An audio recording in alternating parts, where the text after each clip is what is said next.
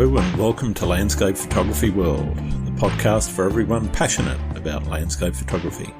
I'm Grant Swinburne and I'll be your host on the show, talking to landscape photographers about their motivations, likes and dislikes. This podcast is sponsored by SyncBack Pro, the professional photographer's tool to keep your images safe. How safe are your photographs? Or to put it this way, how would you feel if you permanently lost some or even all of them? The fact is, there are very real risks in storing your digital images on a hard drive, even if they're backed up to an external device. There's ransomware, hardware failure, file corruption, virus infection, and even accidental deletion or destruction. SyncBack Pro makes this problem go away permanently. SyncBack Pro is the professional photographer's tool to back up photographs, images, documents, and data files. Once set up, it keeps your files safe, quietly and reliably in the background. So if problems occur or disaster strikes, you'll have nothing to worry about. Your photographs will be safe. Which is why it's also the backup solution that I use myself for my own photographs. Take advantage of an exclusive 25% discount today by going to www.backup.sg. The software will never expire, meaning your photographs are safe forever. That's www.backup.sg. Give your photographs the protection they deserve. And now, on with the show. Lee Pengelly loaded his first roll of Fuji Velvia into his camera in the early 90s, and from that day on, he got sucked into the world of photography. By 1998, and after some initial sales, Lee gave up his day job and went pro. Since the late 90s, Lee's work has been regularly published in magazines, books, calendars and cards. He's also produced bespoke imagery for businesses and advertising agents. In 2007, Lee started running his own photography workshops in the UK, later leading workshops for other companies in Slovakia, Norway, Iceland and Croatia. Lee gave up professional photography in 2016. This allowed him to return to photography as a form of relaxation, something he was missing when doing it professionally. Since then, he's reignited his passion for stunning landscapes, more intimate scenes and chasing lone trees. We discuss how he made the decisions both to start and then stop his photography business, how he almost lost his bag on an iceberg, and the vagaries of NFT sales, along with lots more. I hope you enjoy the show. G'day Lee, welcome to Landscape Photography World. How are you going? I'm good. Yeah. That's the way. Thanks for taking the time to talk to me today. Why don't you tell people who you are and what you do? Okay. I'm Lee Pengelly. I'm a UK photographer, landscape mainly, but I do all kinds of photography as well. I picked up a camera back in 1992. That's when I started photography. And by 98, I'd gone pro full-time, completely immersed in it. I loved it and started making a living out of it. Yep. Basically, and I concentrate now on landscape, but back then I was doing all kinds of photography, everything from fashion shoots and like hotel interiors and all kinds of stuff. But what makes the money? Yeah, definitely. Oh, some of the stuff I'd photograph, you wouldn't believe it. It's like you say, you had to make a living, and that's what I was doing. But landscape is my passion, landscape and travel.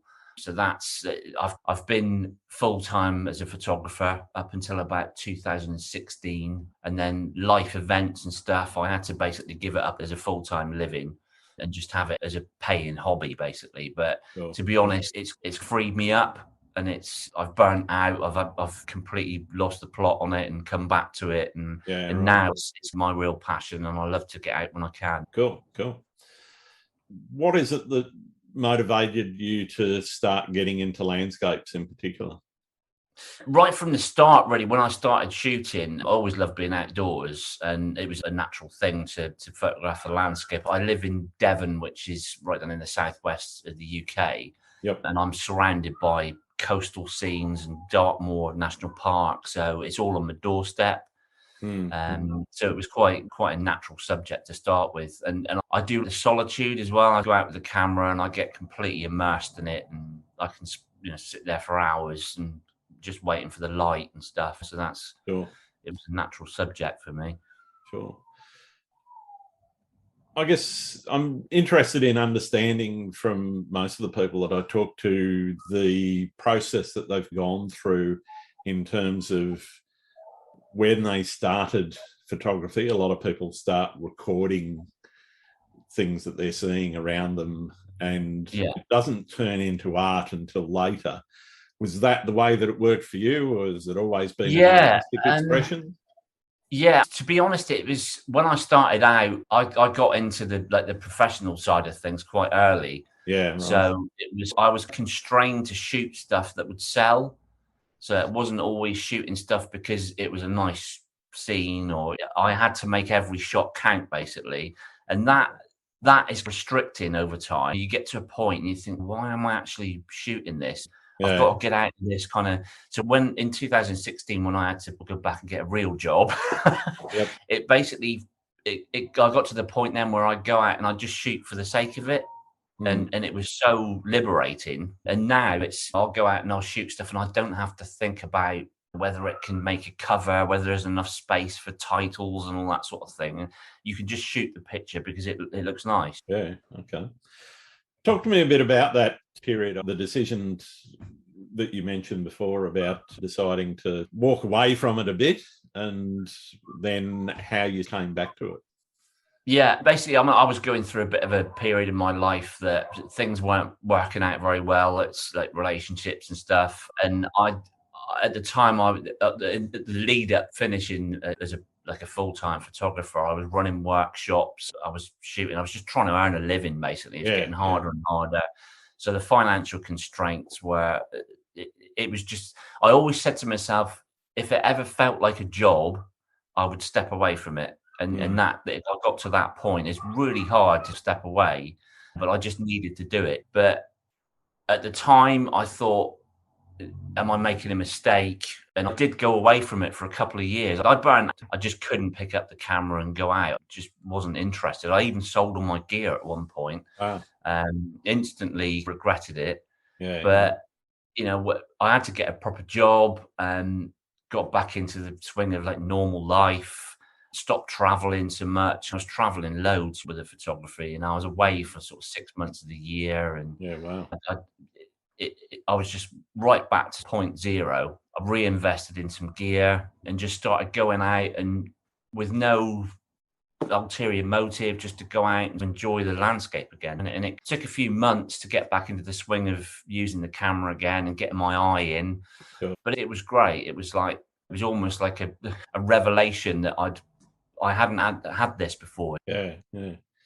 I guess that change from where it is a job, and as you said, you're not necessarily always shooting things that you want to shoot. A lot of people that use it as a hobby use it as a way of relaxing, as opposed to something that they even want to consider making a career out of. Was that kind of where you got to now, is that it's okay, I don't care whether or not I make money out of it, it's just something that I do on the side? And it is nice to make some money out of it. I can sort of spend it on gear or spend it on other stuff, or reinvest it into something. I like buying other stuff as well, but it's the lack of pressure now. That's the main thing. I don't have to make every shot count. I still supply like stock agencies, and that's what I've done that pretty much throughout my career. And I still do that because I think they either sit on a hard drive and they never get seen, or you can put them out there, and if you make a bit of money, then it's all good. Yeah, fair enough. So comparing now to where you were, are you just going out and doing spontaneous trips and spontaneous shoots, or are you doing planning the same kind of level of planning that you were doing before, or have you carried stuff over from when you were doing it professionally to what you're doing now? It's basically, I still do the occasional commercial job for people that I used to work for, so that I do that now and then. But now it's more, it's like this. I've been out this morning. I've recently got into infrared. It's that season now. All the trees are out in leaf, and it's a nice day here for a change. So I thought I'll just go out, and no ulterior motive. I just went out and just to shoot some stuff. So it's nice, and I travel with my partner now. We've been to like city breaks and stuff. We've done Venice and Prague and all these places. And I always take the camera, and it's just nice for me. It's a way to relax. Yeah. You know, it's completely different from what I'm doing now for a living, and it's just a nice way to get out and relax. Is that how you're staying motivated, just keeping it as that relaxation, and that's basically all that you ever see it being? Yeah, I'd like to. There's always a little notion in the. I did regret giving it up as a living, but at the Interesting. time it just wasn't. It wasn't working. I would love to travel the world and make a living from it and do that all the time. But I'm realistic. I've got bills to pay, and Yeah, yeah. so this lack of pressure now, it makes me realize: do I really want to go back to scraping a living? Photography as a living is a feast and famine existence. One month you can be up, and the next minute everything seems to be crashing down to the floor again. Yeah, So yeah, I don't definitely. miss that. I do miss obviously the travel side of things, the workshops that I used to do, and Yeah, it would be nice. It would be nice to eventually, maybe when I retire, I can use it as a secondary income when yeah. all the pensions have disappeared. Fair enough. Well, how has that changed for you, and the change in pressure around it being more of a hobby as opposed to being a career? Has that changed how you're expressing yourself in your photography much? Oh, definitely, definitely. Because now, like I said, I haven't got the constraints of when I was doing it professionally. It was I go out and shoot like I did this morning. I went out, shot a couple of trees this morning, Yep. but before I would be thinking I need to have space up here for a cover. I need, I can't have anything with grass in the bottom because if there's a barcode on the magazine cover or something, Yeah, the you grass will can't mess see that it. up. Yeah. Yeah, yeah. And all these things were going through my head. Whereas now I just go out for, oh, wow, that looks nice. I can frame it how I want to frame it. And there's no kind of hang ups on what I'm doing, basically. Yeah, cool. So it sounds like you mentioned the infrared. Sounds like you've now started to get into a bit of experimentation around different ways of seeing the world. Talk to us about how you got into the infrared side of things, and what that entails. A lot of people, I haven't spoken to a lot of people that do infrared, one or Yeah. two, but we haven't really spoken on the podcast before about the things that you've got to do. You've got to either use filters, which can be an absolute pain in the backside, or Yeah. you've got to convert a camera. You've actually got to dedicate a body to it. Is that the route Yeah. you've taken, and what have you Yes. actually had to do? Yeah, I met up with, I'm quite good friends with Neil Burnell, and we met up last year, went out for a shoot, and he was using his infrared camera, which had been converted to like full spectrum, and seeing what he was doing and actually seeing the results on the back of the camera. Because normally with infrared, if you're shooting with a DSLR, for instance, you can't see it, you can't see Yes. what it looks like. It's all done in sort of post process, whereas a full spectrum camera, you can actually see on your live view what it looks like, Yeah, basically. So right. it's a revelation. And I thought, wow, this looks great. And I've been a photographer for over 30 years now. I've Mm-hmm. tried all different kinds of mediums. Like I started out on film. I've used all different formats, but I've never done infrared. Mm. And so I thought, wow, this is great. It's just, you can be more artistic, I think, with it, and it frees you up a bit because you create pictures that you wouldn't normally see. So instantly it becomes more attractive. So yeah, I basically got one of my Sony cameras converted earlier this year. Took Yeah. ages to get it back from the people that were converting it. And of course, I'd missed the first season basically. Yeah. But now it's kicking off now. I'm out with it all the time. Yeah, cool. I guess infrared is a particular style, but it's not the only style that you're actually doing at the moment. How would you describe your style overall, infrared aside? How would you Um, describe your style, and how has that style developed from where you started to where you are now? For me, it's always been about light. That's the most important thing with photography. I'm not a big fan of post process, and I don't like sitting in front of the computer and spending hours and hours on like Sure. processing images. I'd rather get it right in camera. I've always used filters, like physical filters, and I probably always will. I just, like I say, it gets the image in here onto the sensor as you want to see it, basically. So I think over the years, I've loved going out at dawn and dusk. So the light is at its best, Yep. and it's hard because people say, oh, when I used to lead the workshops, they would say, oh, how do you compose the picture? And it's hard to actually teach that because everybody sees things differently. Yeah. I like big foregrounds. I like all kinds of stuff, but it's the light that's important, and obviously the framing. And it's very hard to teach that to people because that's the hardest bit to teach. Everybody's got their own vision of how they see things. But I guess over time now, I would say, I look back at some of my work from my earlier years, and I think, Christ, it's awful. Nobody likes what they used to do. I know. I've got a few pictures that I look back and I think, yeah, that was it. But a lot of the stuff I produce, I'm not really happy with it now. It's definitely a process, I think, as you get older and the way the subjects change. It's a process. You mentioned trees. Did you shoot a lot of trees early on, or is that? Yes.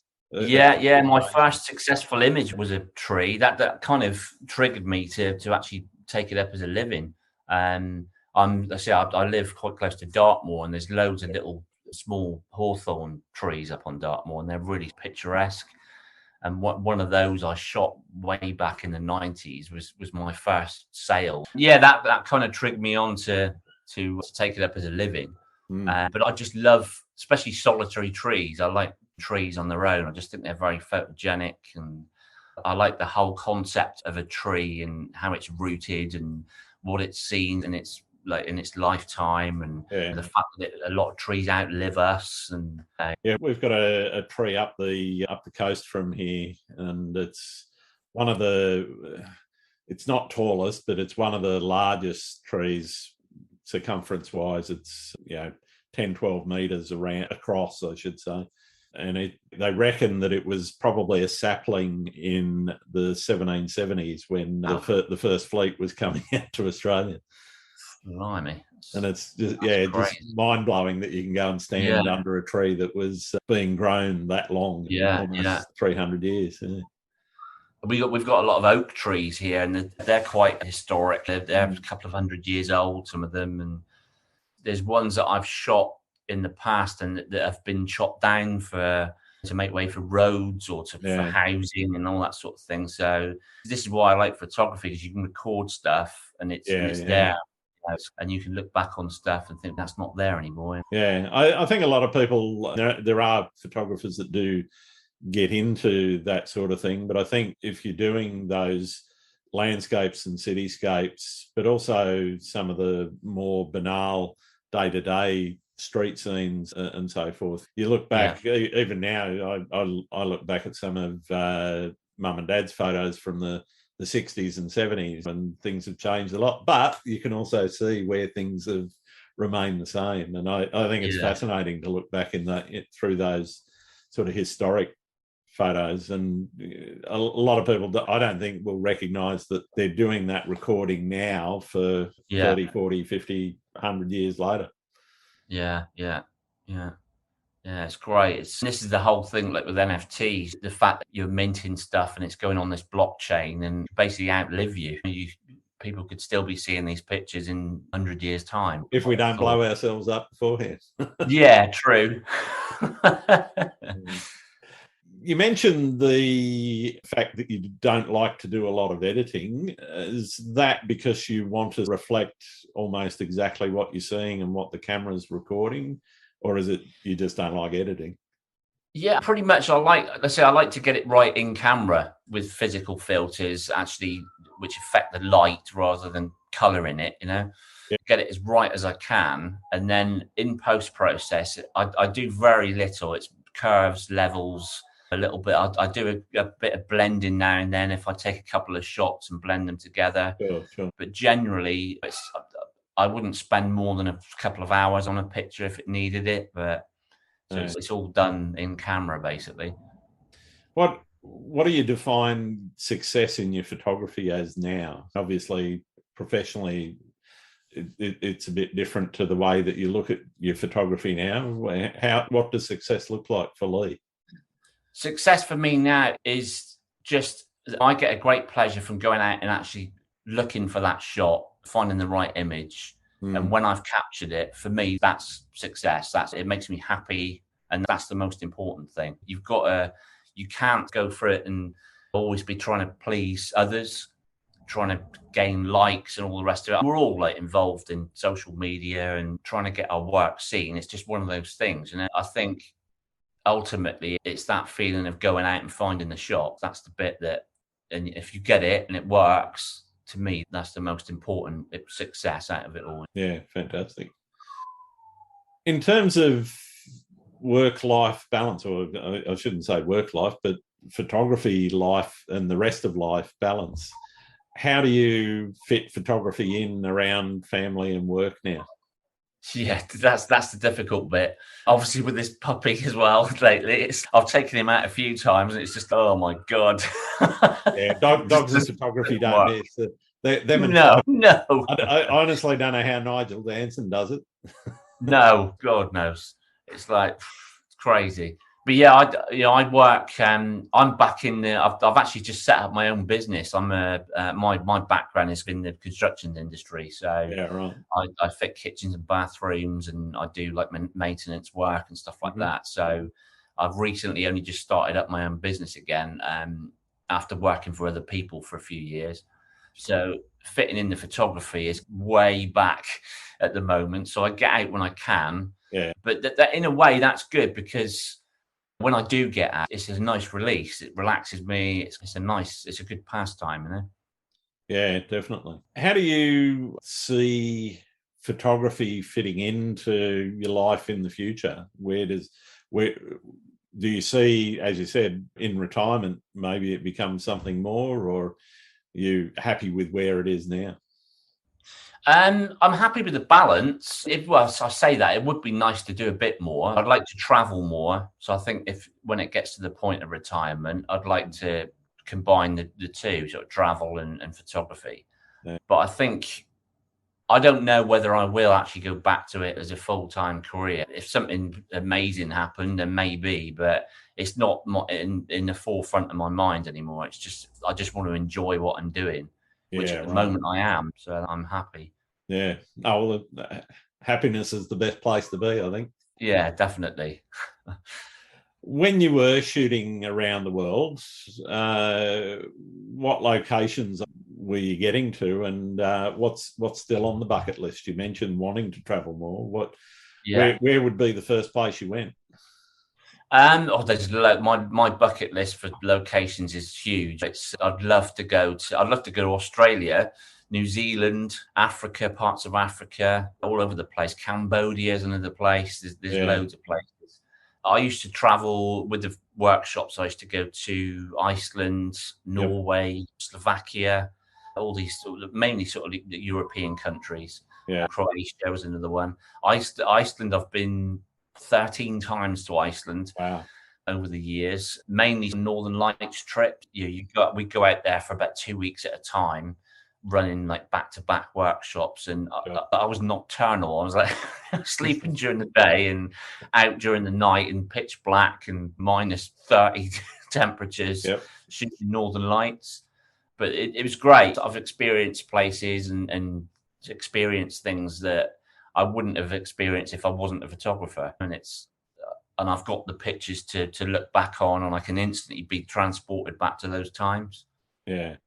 I think that's a wonderful part about travel photography, is you can just be back there and really.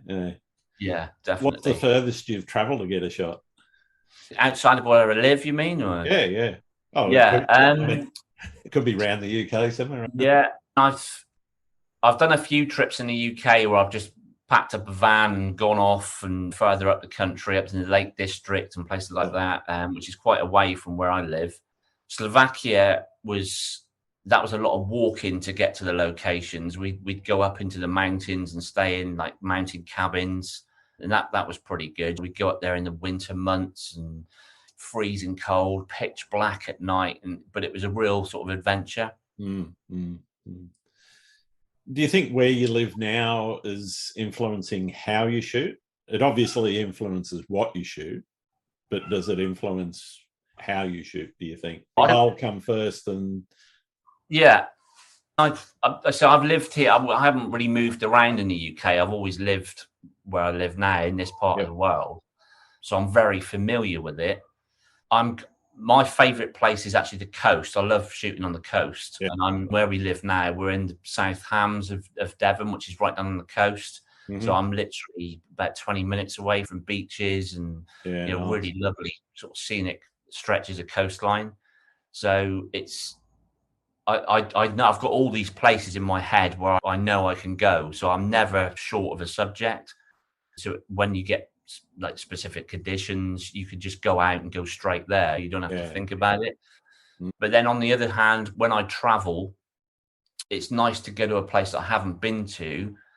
And it takes me a couple of days to get into the swing of things, but it's a great way of finding out more about a city or a place. You can just get completely immersed in it. And that's another thing I love about photography. You can really discover a place with your camera. You mentioned loving getting down to the coast. Is there a particular spot that keeps calling you back that you just can't shoot enough? And it doesn't have to be, if it's a secret one, don't tell me that one. Tell me another. No, not at all. Yeah, there's a couple of places nearby where I live, which literally just down the road from me. I love shooting boats on water and stuff like that. And there's an estuary, which is about a 10-minute drive. Yep. And I love going there. I go back time and time again. And people say to me sometimes, why do you keep going back and shooting the same place? And it's every time I do, I come back with something different. Yeah. It's different conditions or different boats, or there's always something different. Yeah. What's your most memorable experience while out shooting? Oh, it's got to be the Aurora trips that I used to do, Northern Lights. We were in Norway at a place called Utaclave Beach, which is one of the locations over there. And we were out for about 2 or 3 hours, and we had this Aurora storm going on, and it was so bright. It was like daylight, the amount of light coming out of the sky. Yeah. And it's a beautiful beach with rocky foreshore with loads of rock pools and things like that. And it was just amazing. That experience will stay with me forever. It's right up there. What about horror stories? Oh, God. Loads. Breaking cat. I remember shooting on the edge of a lake once, and I turned around to get something out of my bag, and I heard this splosh. Looked around, I thought, oh my God, the camera had gone over on the tripod, right underwater. Nearly lost my entire kit in Iceland. I put my bag on an iceberg on Diamond Beach, which is where all the icebergs wash up on the beach. Put it on a big, massive, great iceberg. And I thought, that'll be fine there. So I'm off like shooting. Yeah. And out the corner of my eye, I see this thing moving past me. And I look across, and it's this iceberg with my bag on it, literally going into the sea. Like, shit. So I was running down the beach. You got it back? Yeah, I did, thankfully. Yeah, just in time, because the waves there were coming in. I got soaking wet getting it back. But thankfully, I did. It's not a great place to get wet either.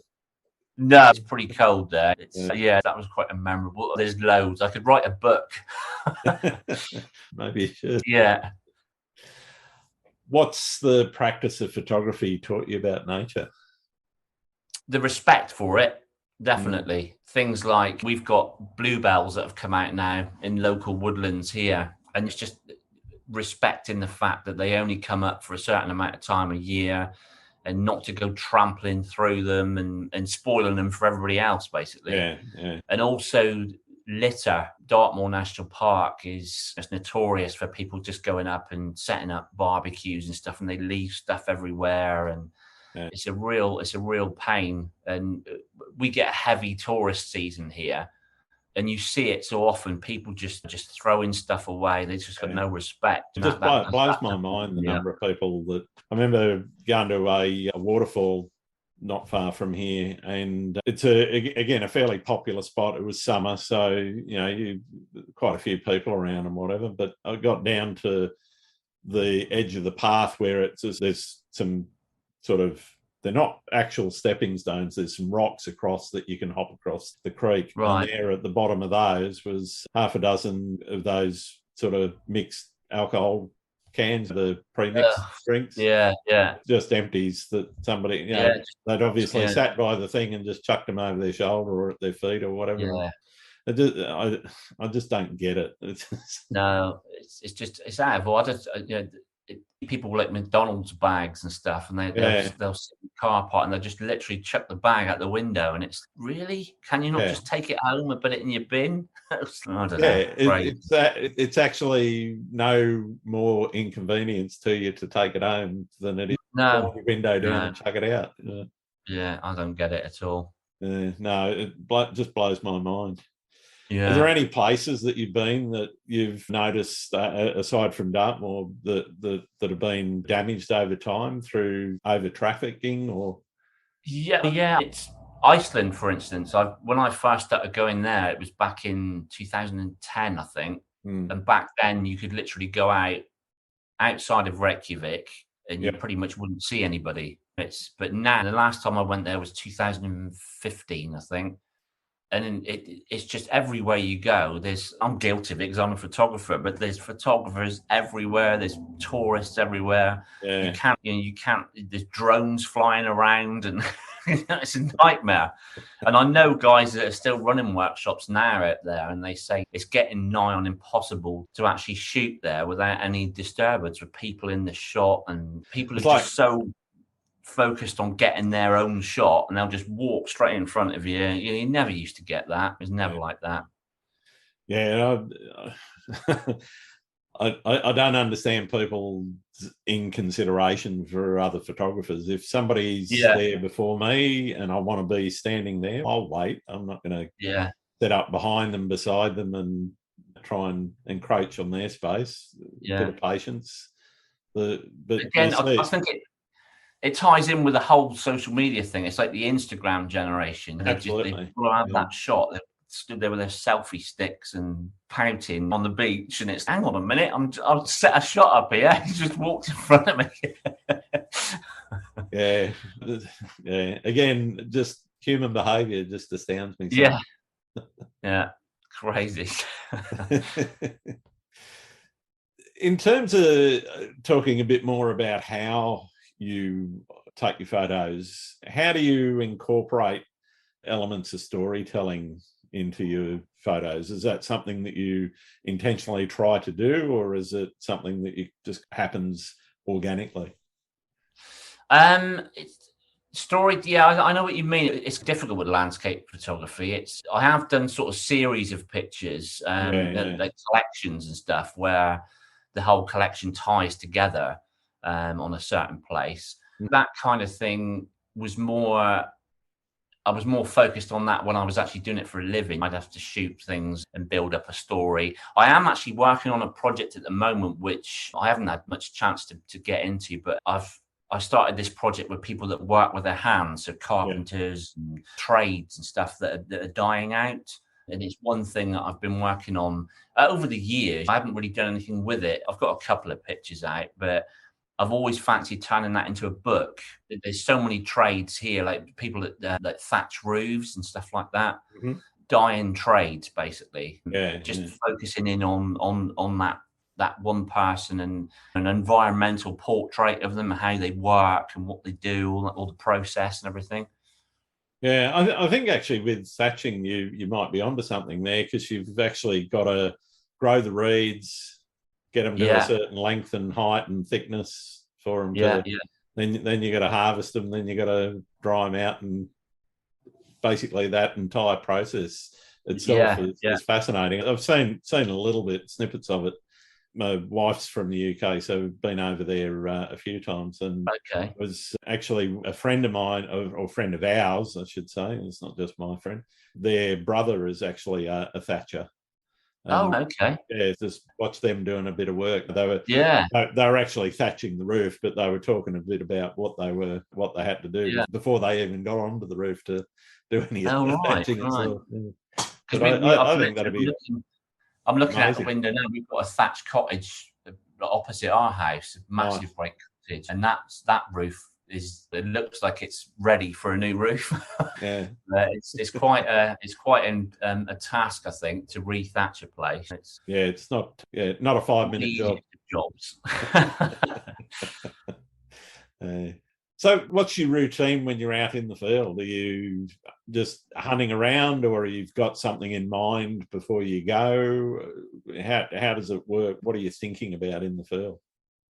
I said earlier about having, I've got all these locations in my head that I know where to go. So a lot of the time it's a case of just going there and I'll go straight to the subject. Sometimes I go somewhere different, and then the process is, first thing I look for is a foreground, something that actually ties this shot together. And I'll set a few shots up. I normally find when I go out and shoot, the first sort of 10, 12 pictures, they don't actually work. I'll take them, but it's a process of getting into the swing of things. And then I find the shot that I'm after. And then from then on, it's like, so I delete a lot of pictures as I go. I know a lot of people do that on the computer, but I tend to do it on the camera. I don't delete anything. No. I'm terrible. Like hundreds of thousands of pictures. I do. I have literally some images that I know are no good and will do nothing, and I should delete them, but they're just there. Yeah. See, I delete as I go. I'm like, I'll look back through, I'll flip through I think, no, that looks crap. Let's get rid of that. Delete. And I end up with quite a small number of pictures when I come back. It's like when I used to shoot film, I'd have to shoot like bracketed shots, like all different exposures, and I'd shoot rolls and rolls of film. But now I have got the ability to shoot the infinite pictures, but I don't. I go the other way. I get it right and as close as I can in the camera, and everything else is deleted before I get back to the computer. Talking about when you get back, are you straight into it, or do you leave them to? I try to, because I like to, with the processing, because I don't do that much processing, I like to remember the shot and the conditions. So if I can process it pretty much straight away, at least the raw files, get them across, then I know that's how I remembered it. Whereas if I leave it for a couple of weeks, I'm like, oh, I can't remember whether that was right or not. No, fair enough. I know some people like to leave them for weeks, and I know I was talking to somebody the other day, and they reckon they've got shots from 3 years ago. They've still got them on cards. They haven't even taken them off. Oh God, no, I couldn't cope with that. I'm the same. OCD would be like, I'm the same. As soon as the card's home, they get backed up, because I know that's then going to get backed up to my NAS drive, and it's also going to get backed up to the cloud. So I've got 3 copies of the thing. I don't trust cards enough. No, I immediately I download them straight away, and then I don't clear the card straight away until the raws are done and it's gone through to the TIFF stage, and then I'll delete the card, and then obviously it's all backed up.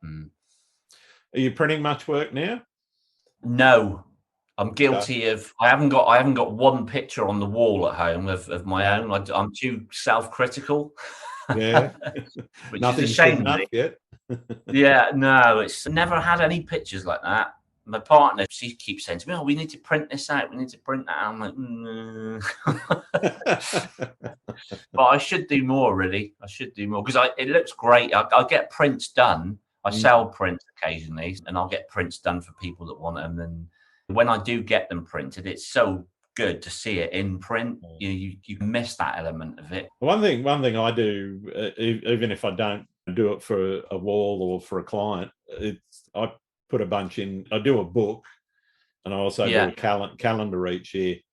Okay. So 12 best shots go into the calendar, and the book is sort of like maybe the top 40, maybe, if I've got that many from a year. Oh, that's a good idea. Yeah, and then I've got them. It looks pretty schmick in a book, and it's printed. There's no words in the book. It's not. Yeah. It's literally a picture book. You flip through. Oh, right. But it's better than the old photo albums, I reckon. It's just because you look like you've got a home office there. Is that right? I do, yeah. I do have a printer, but it's only A4 size, so it's all right for test prints. So I use that to see, have I got the image to a point where I'm happy to hand it off to a printer? Yeah. You know, as print and screen are very different. So I use this to make sure, okay, it's bright enough. I'm not, there's no funny black splodges, and there's no horrible white splodges in there, and I've got everything the way that I want it before I then send it off to the printer. So I use a printer locally, and another one I use is in Germany. Actually, they do like metal prints for me, like aluminium prints, and they're absolutely pure. They're brilliant. They're just like they come back, and you think, wow. Yeah. I often give like physical prints with an NFT. So I've done quite a few where I've sent them off to people. Nice. And they've got them like hanging up on the wall, and it looks great. I always think it's nice to actually NFTs are good, and it's great that they buy them. But I think it's nice to have that, to send them that physical print as well. Oh, absolutely, definitely. Right. I mean, I've got a couple of metallic prints floating around. Actually, I don't know. I don't have any here in the room at the moment. But I found a place that does really nice acrylic. So they do it on metallic paper and then apply that to the back of the acrylic. So you got this clear sheen. There's no border or frame around it. So it just looks really clean. And when you're getting one that's about 1.5 meters wide, it just looks phenomenal. Nothing. Oh yeah. I don't think there's anything better than seeing your work that big. And no, I've only sold a few of those. You've inspired me to get some prints done. I think I need to invest in a better printer. But I should do it. Should do more of it, really. What do you do when you've hit a creative block? Are you hitting those now? Were you hitting them when you were doing it professionally? And have you changed the way that you deal with it? When I was professional wise, I didn't have time to have creative blocks. It was just like you just had to get it done. Crack on and get it done. Yeah, but I obviously had at the end of my sort of photographic career professionally, I did have I just completely lost the plot on it. I didn't have that sort of drive to go out and shoot. Yeah. Occasionally, I've got to admit, with NFTs, I've been in NFTs now for about, when was I start? July 21, I started, 2021. Yep. And during the last couple of years, I have had times where it's a tough thing. It's despite my years of experience and stuff, and dealing with the ups and downs of it, it is tough. I read posts from other people sometimes, and you think, I can completely understand how you get so frustrated and you want to give it up. And I have had those moments, but you just got to just push through and get back to that mentality where I'm shooting because I want to indulge. And if the NFT doesn't sell, whatever, like just carry on regardless. I stopped minting stuff back in 2021. I think November 2021 was the last time I minted something, and decided I'm just going to concentrate on the core business side of things now, because to be honest, it was just getting too much of a distraction on being on social media and on Twitter, constantly trying to do Twitter spaces. I haven't been in a Twitter space now for nearly a year and a half at least. Yeah, I haven't been in one for about a year, I think now. So I don't know, it kind of lost its sheen. I saw a lot of really strange behaviours going on as well. Yeah, I shouldn't say they're strange, because despite everyone saying Web 3.0 is a thing, I still think we're sitting along with Web 2.1a, maybe. Yeah. Maybe 2.1b, Yeah, I think we've got a long way to go. Yeah, people always talk about decentralization and so the platforms aren't decentralized in the first place. No, there's no decentralization in a lot of the marketplaces. There's no decentralization in a lot of the hosting services that are around it. And I'm just not seeing the promise that was there back in 2021, early 2021, showing up real soon. And it's gone a bit crazy. It's I think everything moves at like 1,000 miles an hour, and you just got you either try and keep up and keep changing your output. And I see some photographers, they've gone down like this AI route, and I've got nothing against AI, but nor do I. It makes some nice art. My biggest issue with it is, whose work is it? Exactly. Yeah, you don't know where the pictures are sourced from, and it's not even that. If I type the words in, and I personally can't feel any ownership of it unless I then take the output and then play with it. No, because what I did was I typed some words, and there you go. And as a photographer, I want to go out and Yeah, I want to experience the world. That's why I do it. I don't want to sit there going typing out some bloody phrase to end up with a picture and think, oh yeah, that's all right. And what's the point? That's exactly it. Yeah.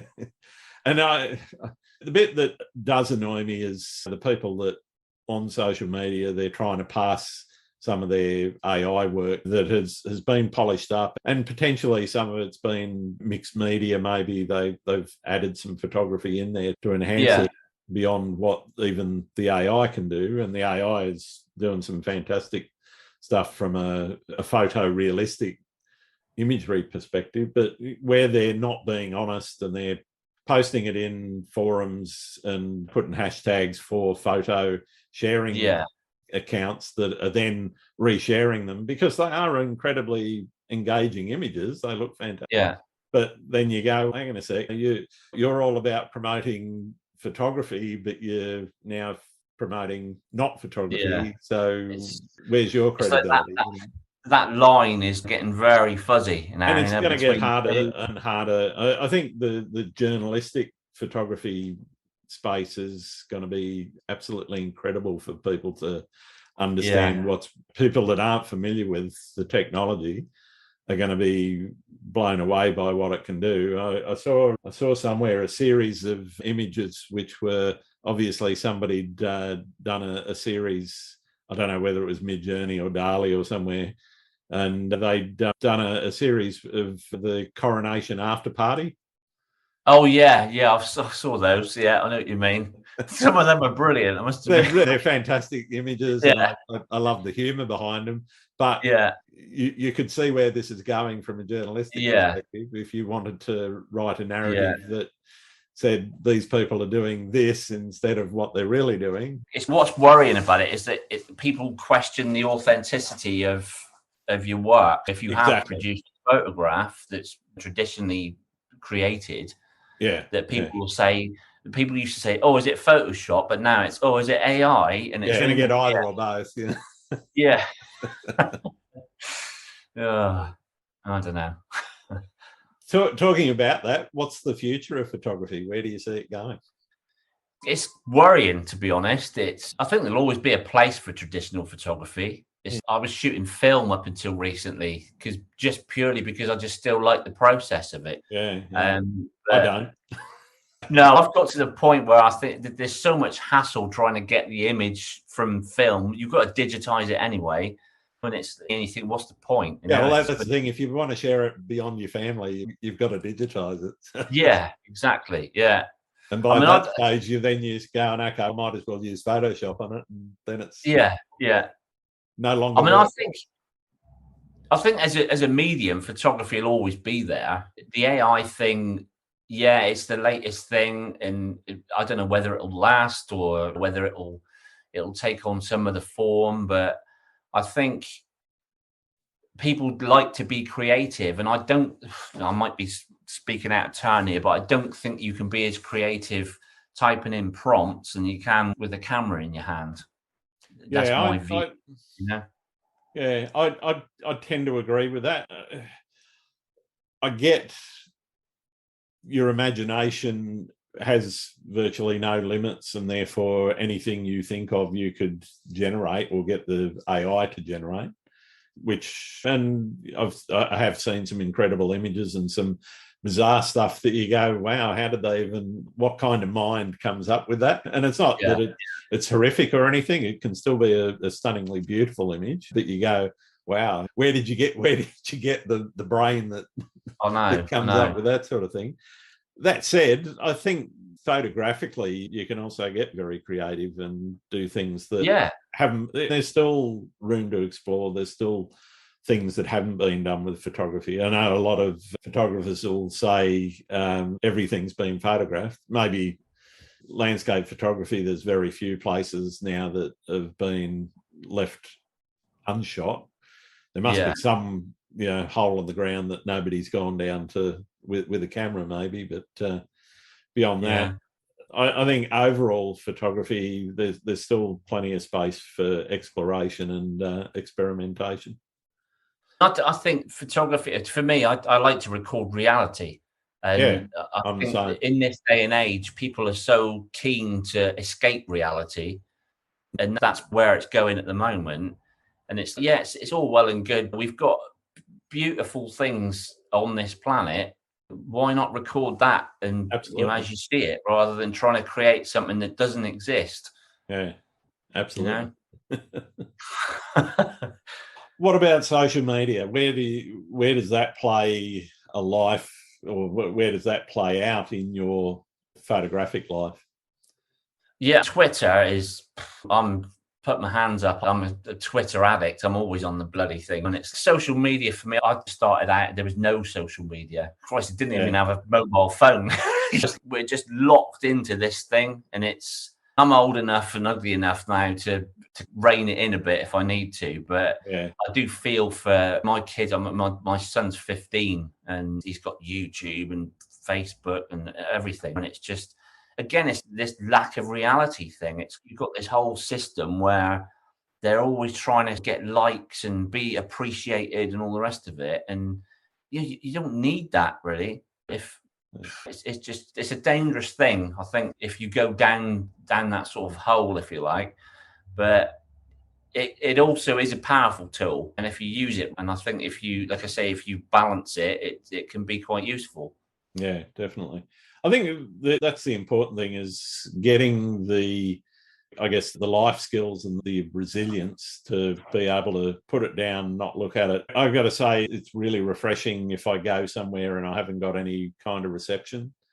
I just don't look at it for days on end, which is absolutely marvelous sometimes. Because it is, because you can concentrate on being in the present and being in the moment with whoever it is that you're there with. And I think, unfortunately, because of the global coverage of internet now, it's harder and rarer to find those places where there is no coverage and you can actually switch things off and forget about them for a while. I take my son wild camping on Dartmoor quite a bit, and we go to places there where there's no signal, and it's just me and him, a stove.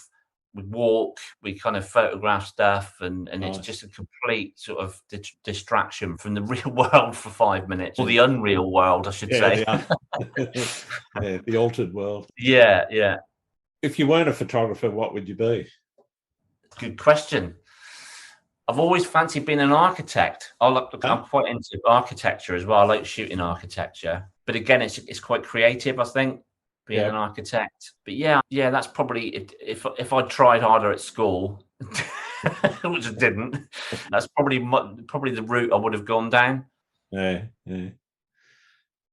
What's your favourite thing about being a photographer? Being able to record things that, like you say, it's in years to come might not be there. Trees, buildings, people. It's just that kind of historic thing that you can capture it, and you can look back on stuff as well and relive those moments. For me, that's what it's all about. Cool. What about the worst thing? The worst thing about being a photographer, the fact that I can't switch off. It doesn't matter where I am. I'm always like, oh, that looks good. That looks good. I can't switch. Look at the light there. On the bend. Yeah, I'm a bit the same. I can be driving and it's like this.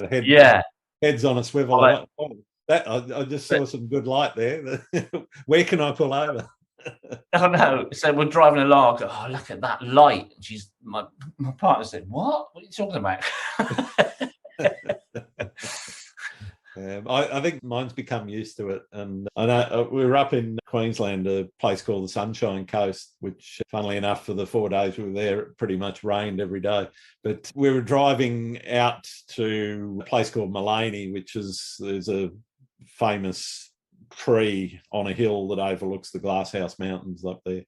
Anyway, we were on their way there, and you drove over this causeway over this dam that's there, and I looked out and I thought, oh, that looks good. Wonder what that's going to look like at sunset. So managed to time the drive back so that we were there for sunset, and I clocked this spot to pull over, and I'm there walking down alongside the causeway with the traffic coming past, and just a bit of armco between me and the road, and trying to set the tripod up on this in amongst these reeds and everything just to catch this sunset at this particular dam, because that's how I roll it. The things we do for photographs. Yeah, but the wife was all about it. She was happy to tag along. Yeah. Oh, cool. All right. Are there any photographers out there you think I should be talking to? Neil Burnell. He's great. What he's doing or what he's been doing for years is really good stuff. Very minimalist stuff sometimes. Just trying to think of Paul Moon photography. Okay. He's a lovely guy. Again, he shoots stuff that's real, and he's got a real passion for it, and that comes across, I think. So definitely those two. Fantastic. Thank you. I got one more question for you, and for all my listeners, it's the most important one I can ask. Do you like pineapple on pizza? Definitely. I'm all for that. Yes. Yeah. I know it's wrong, but who cares? No, it's a very divisive topic. There's a lot of people, yeah. Definitely. I'm a take it or leave it guy. I don't care if it's there, if it's not there. In fact, it's one of my favourite toppings. Really? There you go. Fantastic. All right. Thank you very much for taking the time to talk to me, Lee. It's been absolutely wonderful getting to know you a little bit better, and fantastic to catch up with you and finally talk. Where can people find your work? My website's probably the best thing, which is leepengelly.com. Everything's on there. I need to do an update on that website. It's another thing I'm guilty of not getting on top of. But there's links on there for everything else as well. So all the NFT stuff. I'm not doing workshops anymore, but obviously all my latest work I'm posting up there, and the links to the social stuff there is on there as well. So it's probably the best place. Thanks very much, Matt. Thank you too. It's been good to talk to you. Fantastic. It's been fun. Sorry about the dog. Oh no, it's all good. He's been pretty still alive. All right. Thanks again for listening to Landscape Photography World. I hope you enjoyed the show, and keep listening, because I'll be joined by some great guests in upcoming episodes. You can find my work and this podcast at grantswinburnphotography.com. I'm also on Vero, Twitter, YouTube, Instagram, and Facebook. If you're interested in buying prints or photography gear or doing a photo workshop with me, these are also on sale on my website. I'm Grant Swinburne. Hope to see you out shooting soon.